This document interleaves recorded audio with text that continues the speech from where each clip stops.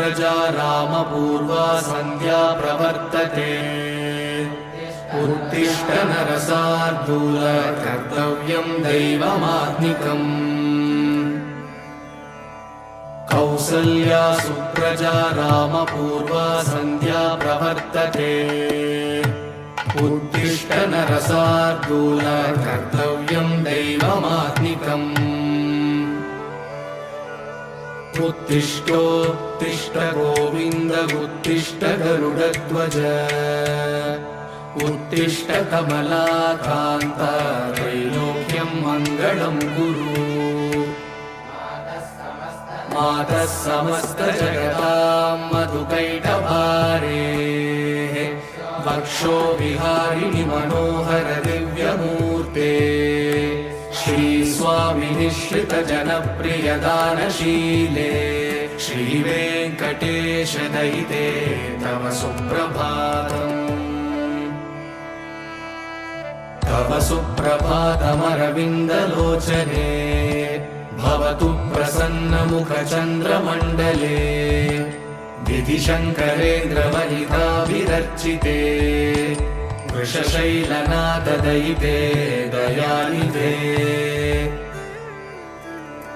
अत्र्यादिसप्तऋषयः समुपास्य सन्ध्या आकाशसिन्धुकमलानि मनोहराणि आदाय पादयुगमर्चयितुं प्रपन्नाः शेषाद्रिशेखर विभो तव सुप्रभातम् पञ्चाननाब्जभव षण्मुखवासवाद्याः त्रैविक्रमादिचरितं विबुधास्तु वन्दी भाषापतिः पठति वासरशुद्धिमारात् शेषाद्रिशेखर विभो तव सुप्रभातम् ईषत्प्रफुल्ल सरसीरुहनारिकेलफूगद्रुमादिसुमनोहर पालिकानाम् आवादिमन्दमनिलः सह दिव्यगन्धैः शेषाद्रिशेखर विभो तव सुप्रभातम्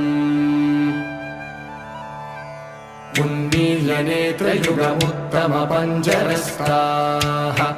पात्रावशिष्टकदलीफलपायसानि भुक्त्वा सलीलमतकेलिसुखाः पठन्ति शेषाद्रिशेखर विभो तव सुप्रभातम्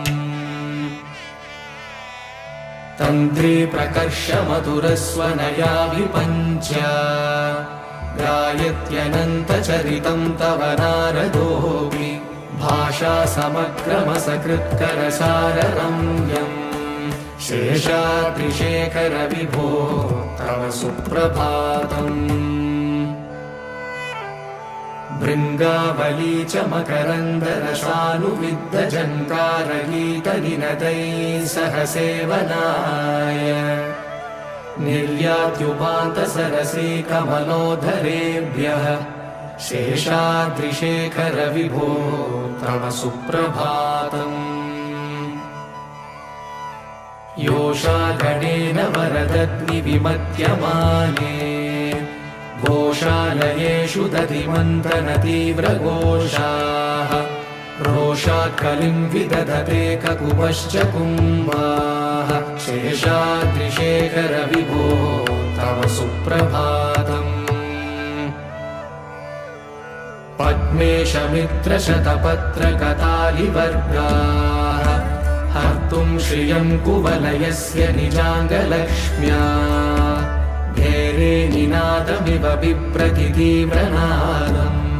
शेषाद्रिशेखर विभो तव सुप्रभातम् श्रीमन्नभीष्टवरदाखिल लोकबन्धो श्री श्रीनिवास जगदेकदयैकसिन्धो श्रीदेवतागृहभुजान्तर दिव्यमूर्ते श्रीवेङ्कटाचलपते तव सुप्रभातम्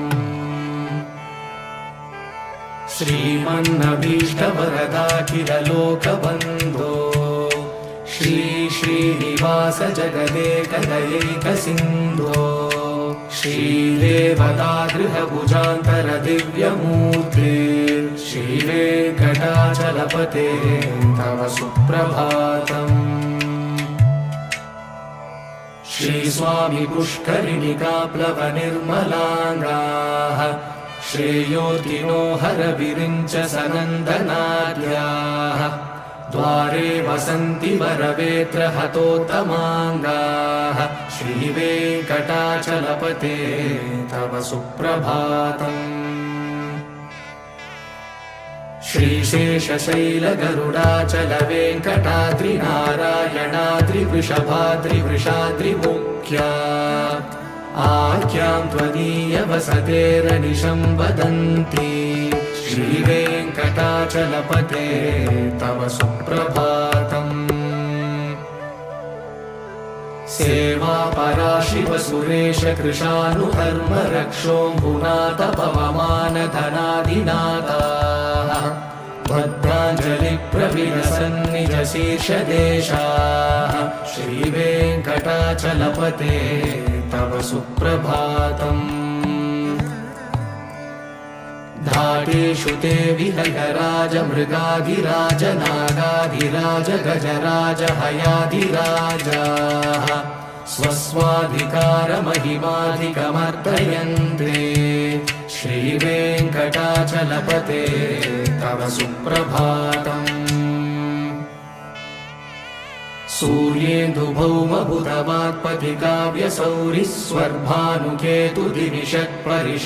सूर्येन्दुभौमबुधवाक्पथिकाव्यसौरिस्वर्भानुकेतुदिविषत्परिषत्प्रधानाः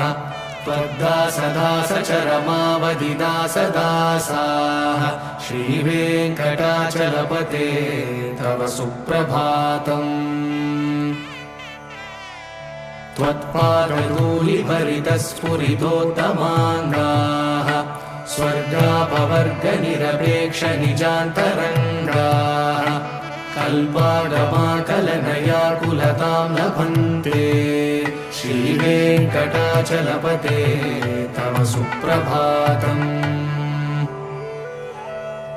त्वद्गोपुराग्रशिखराणि निरीक्षमाणाः स्वर्गापवर्गपदवीं परमां श्रयन्तः मर्त्या मनुष्यभुवने मतिमाश्रयन्ते श्रीवेङ्कटाचलपते तव सुप्रभातम्। श्रीभूमिनायक दयादिगुणामृताब्धे देवादिदेव जगदेक शरण्यमूर्ते श्रीमन्ननन्त गरुडादिभिरर्चिताङ्घ्रे श्रीवेङ्कटाचलपते तव सुप्रभातम्। श्रीपद्मनाभ पुरुषोत्तम वासुदेव वैकुण्ठमाधव जनार्दन चक्रपाणे श्रीवत्सचिह्न शरणागत पारिजात श्रीवेङ्कटाचलपते तव सुप्रभातम्।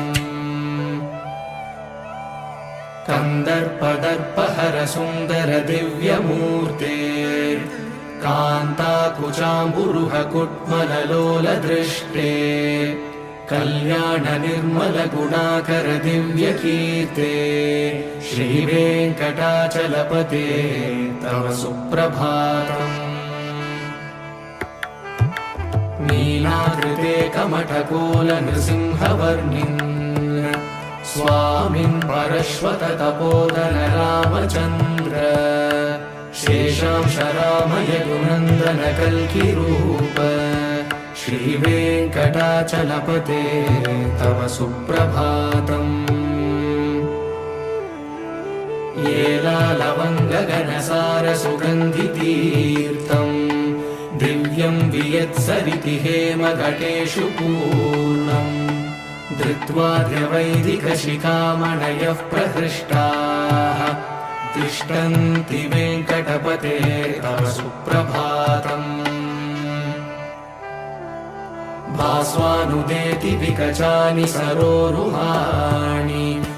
सम्पूरयन्ति निनदैः ककुभो विहङ्गाः श्रीवैष्णवा सततमर्थितमङ्गलास्ते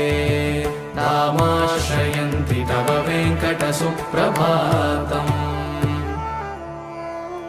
ब्रह्मादयः सुरवरासमहर्षयस्ते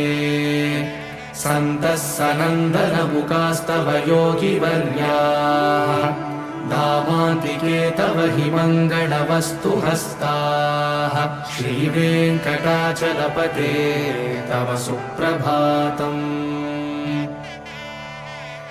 लक्ष्मीनिवास निरवध्य गुणैकसिन्धो संसारसागर समुत्तरणैकसेतो वेदान्तवेद्य निज वैभव भक्तभोग्य श्रीवेङ्कटाचलपते तव सुप्रभातम् लक्ष्मीनिवास निरवध्य गुणैकसिन्धो संसारसागर समुत्तरणैकसेतो वेदान्तवेद्य निज वैभव भक्तभोग्य श्रीवेङ्कटाचलपते तव सुप्रभातम्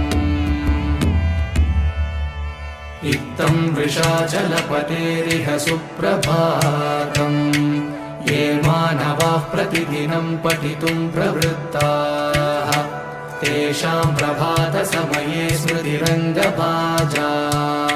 प्रज्ञां परार्थसुलभां परमां प्रसूते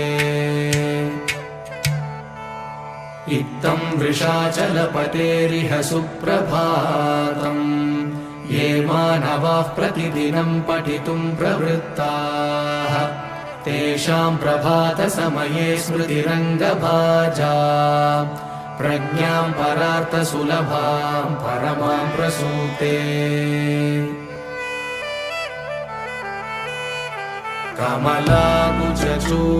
कमलाकुचूषुककुङ्कुमतो नियतारुणितातुलनीलतनो कमलायतलोचनलोकपते विजयी भव वेङ्कटशैलपते कमलाकुचूषुककुङ्कुमतो नियतारुणितातुलनीलतनो कमलायतलोचनलोकपते विजयी भव वेङ्कटशैलपते सचतुर्मुख षण्मुख पञ्चमुख प्रमुखाखिल दैवतमौळिमणे शरणागत वत्सल सारहिते परिपालय मां वृषशैलपते अतिवेलतया तव दुर्विषहैरनुवेलकृतैरपरादशतैः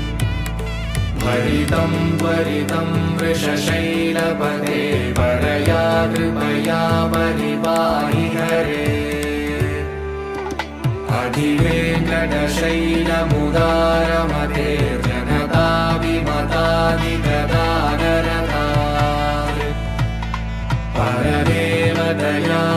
परदेवदयागदितानिरमयि कमलादयितान्नवरं कलये कलवेणुरवावशको भवतु शतकोटिहृता स्मरकोटिसमाद् प्रतिवल्लभिका विमता सुखदा वसुदेवसुतान्नवरं कलये अभिरामगुणाकरदाशरथे जगदेकधनुर्धर धीरमते रघुनायक राम रमेश विभो वरदो भवदेव दया जलधे अवनीतनया कमनीयकरं रजनीचरचारुमुखाम्बुरुहम् रजनीचरराजतमो मिहिरं महनीयमहं रघुराममये सुमुखं सुहृदं सुलभं सुखदं स्वनुजं च सुखायममोघशरम् अपहाय रघुत्वहमन्यमहं काञ्चन कञ्चन जातु भजे विना वेङ्कटेशं ननाथो ननाथः सदा वेङ्कटेशं स्मरामि स्मरामि हरे वेङ्कटेश प्रसीद प्रसीद प्रियं वेङ्कटेश प्रयश्च प्रयश्च विना वेङ्कटेशं ननाथो ननाथः सदा वेङ्कटेशं स्मरामि स्मरामि हरे वेङ्कटेश प्रसीद प्रसीद प्रियं वेङ्कटेश प्रयश्च प्रयश्च अहं दूरदृष्टे पदाम्बोजयुग्म प्रणामे च यागत्य सेवां करोमि सकृत्सेवया नित्यसेवाफलं त्वं प्रयश्च प्रयश्च प्रभो वेङ्कटेश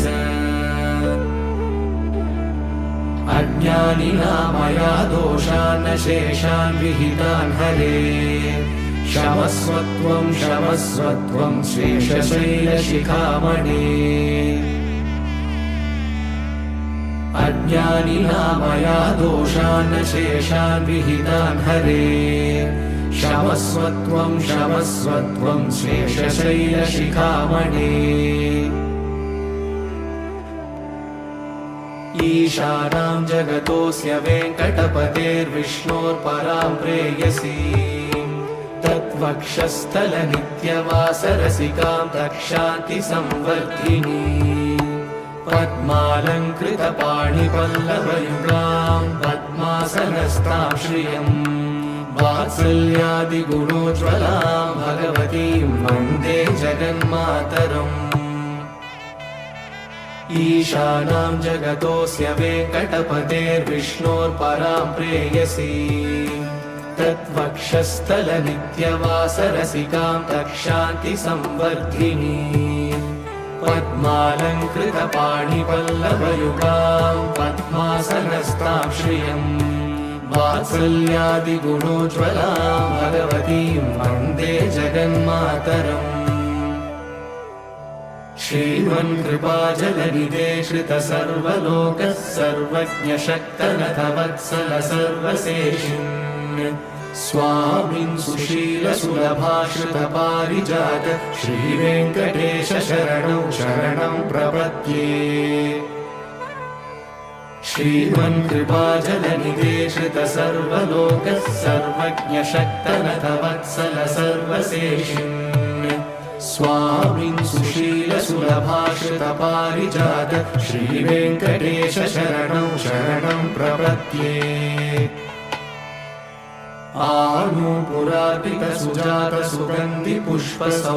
आनूपुरार्पितसुजातसुगन्धिपुष्पसौरभ्यसौरभकरौ समसन्निवेशौ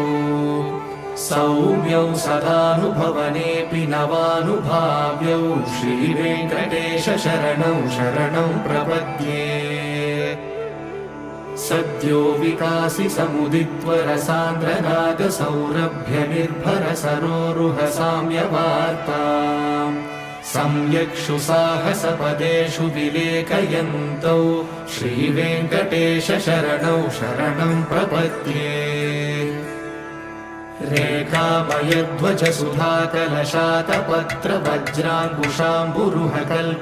रेखामयध्वजसुधाकलशातपत्रवज्राङ्कुशाम्बुरुहकल्पकशङ्खचक्रैः भव्यैरलङ्कृतकलौ परतत्त्वचिह्नैः श्रीवेङ्कटेश शरणं शरणं प्रपद्ये ताम्रोदराद्युतिपराजितपद्मरागौ बाह्ये महोभिरविभूतमहेन्द्रनीलौ उद्यन्यकांशुभिरुदस्तशशाङ्कभासौ श्रीवेङ्कटेश शरणं शरणं प्रपद्ये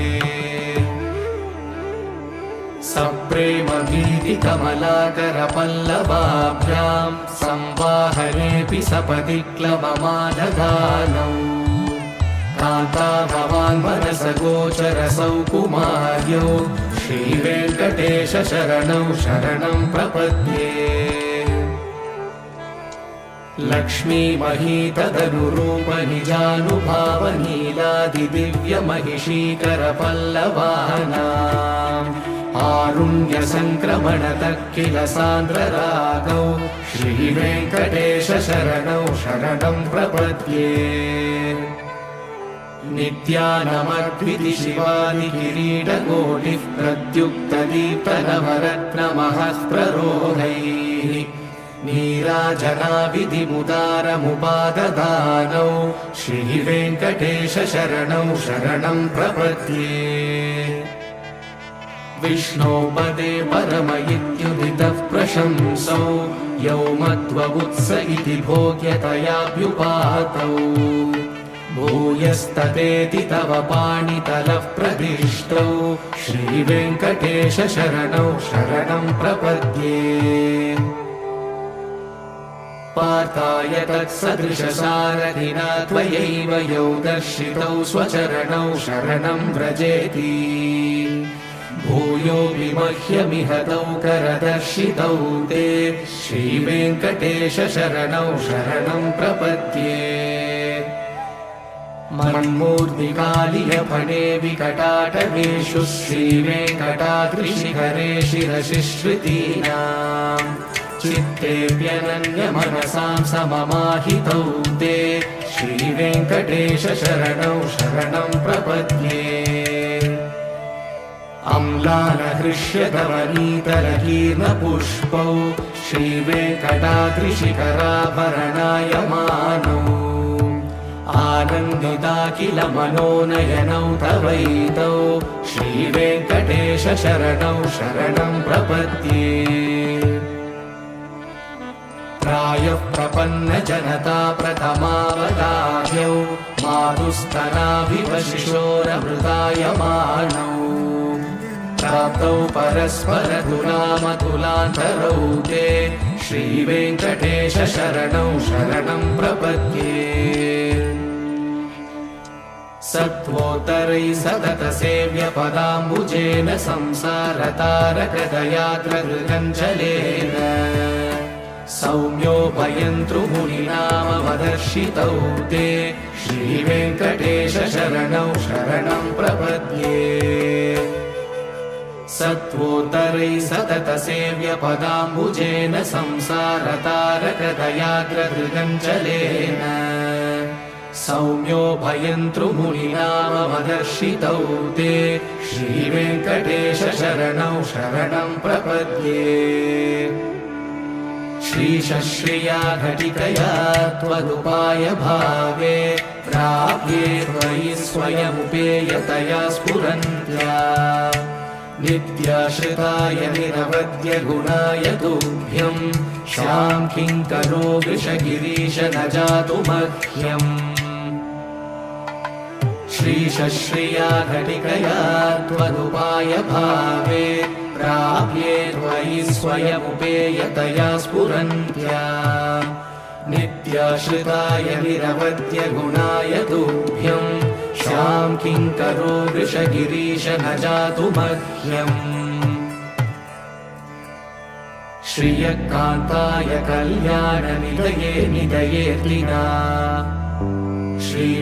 श्रीवेङ्कटनिवासाय श्रीनिवासाय मङ्गलम् श्रियकान्ताय कल्याणनिधये निधयेऽर्लिना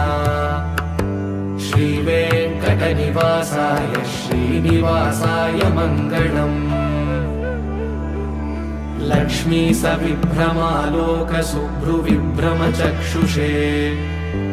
चक्षुषे सर्वलोकानां वेङ्कटेशाय मङ्गलम्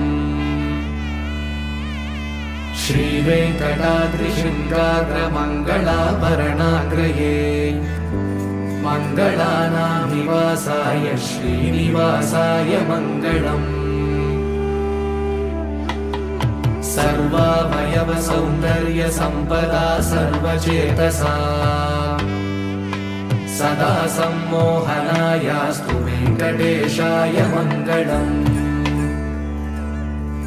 नित्याय निरवध्याय सत्यानन्दचिदात्मने सर्वान्तरात्मने श्रीमद्वेङ्कटेशाय मङ्गलम् स्वतः सर्वविदे सर्वशक्तये सर्वशेषिणे सुलभाय सुशीलाय वेङ्कटेशाय मङ्गलम्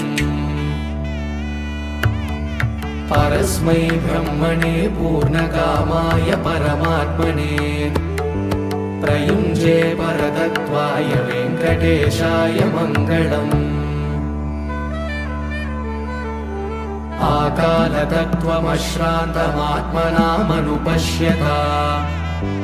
अतृप्यमृतरूपाय वेङ्कटेशाय मङ्गलम्